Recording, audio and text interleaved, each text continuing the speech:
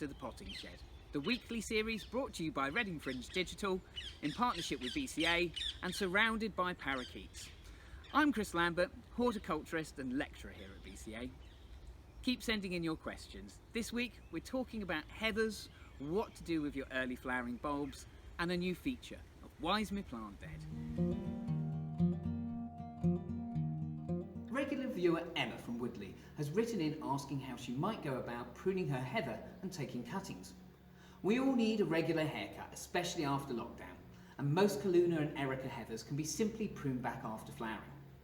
For winter flowering heathers, simply remove the dead flowers rather than cut back, as you don't want to damage the foliage. You can then prune the growth back in early spring. With summer flowering heathers, you can prune back a little more vigorously after flowering, but with all types, never take it back too far into the old wood as they struggle to recover. We're not far now from August, when most heathers can be propagated by semi-ripe cuttings. These are parts of the plant that are not yet turning woody. Select healthy growth from a non-flowering part and cut a number of 10 or 4-inch pieces. Remove some of the lower leaves to the bare stem and place them in a pot with a suitable well-drained compost.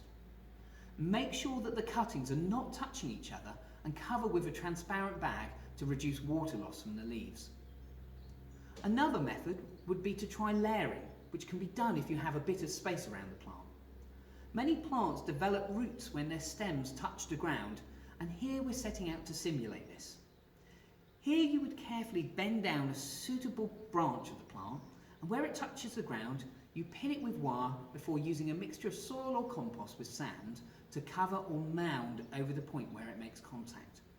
It may take a while to root, but when it does, you simply cut it from the main plant and dig it up with its newly formed roots before transplanting to where you want it. Sarah from Caversham and another regular viewer, Maria from Reading, have both asked related questions about what to do with their spring bulbs now that they're going over. Now, bulbs, like any plants, need their leaves to fuel their flowering as well as to help bulk up for the following year's display. Despite looking messy, it's always best to let the leaves die back naturally until they start to shrivel before gently pulling them off. Ignore the advice to tie up the leaves after flowering, and this is a right old faff and serves little to no purpose other than keeping idle gardeners' hands busy. Bulbous plants such as bluebells easily spread through self-seeding, so to stop this it's best to cut off the dead flower heads before they form seeds. If you're in a situation like Sarah where her bluebells have made a significant incursion into her front garden, you may wish to thin them out and replant now in more appropriate clumps and positions. Let the leaves die back, if they haven't already, before gently digging them up and carefully removing those clumps. You'll be amazed how deep some bulbs are in the soil, so be prepared to go deep to get at them. You can lift and store the bulbs until next year, but it's best to transplant right away, as conditions indoors may not be suitable for storage. If you can't put in position now, just pop them up and roughly cover with loose soil or compost until ready. If you're happy with the position of your bulbs, just leave them be and avoid any disturbance to their roots. If doing any replanting this year, it's a good idea to mark bulb locations with a small cane to avoid damaging them later on.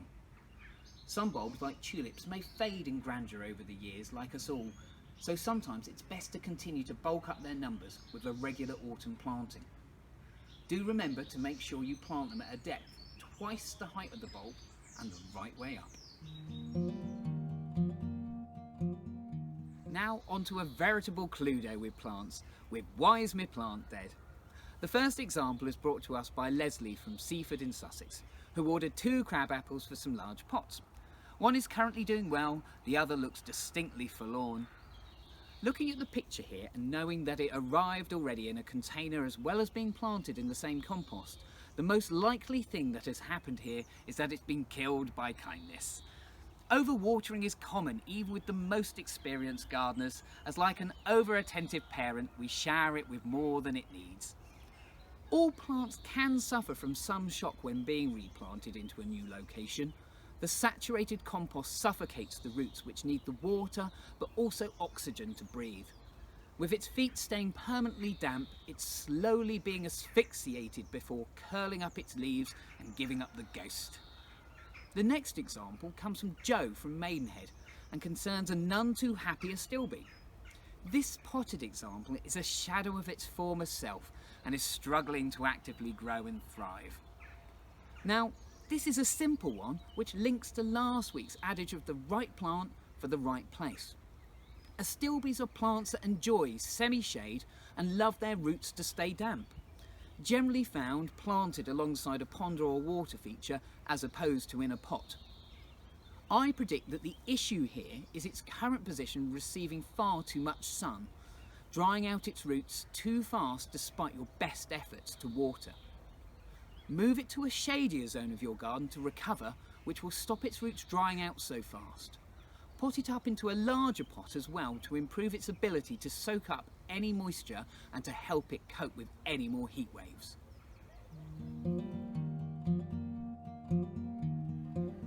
That's it for this week. Thanks ever so much to everyone who's written in. If you have a question for me, email it to chrislambertgardening@gmail.com. Remember to check the Potting Shed page on the Reading Fringe Festival website for all details, as well as a chance to see me on Catch Up. Thanks, and I look forward to seeing you back here next time.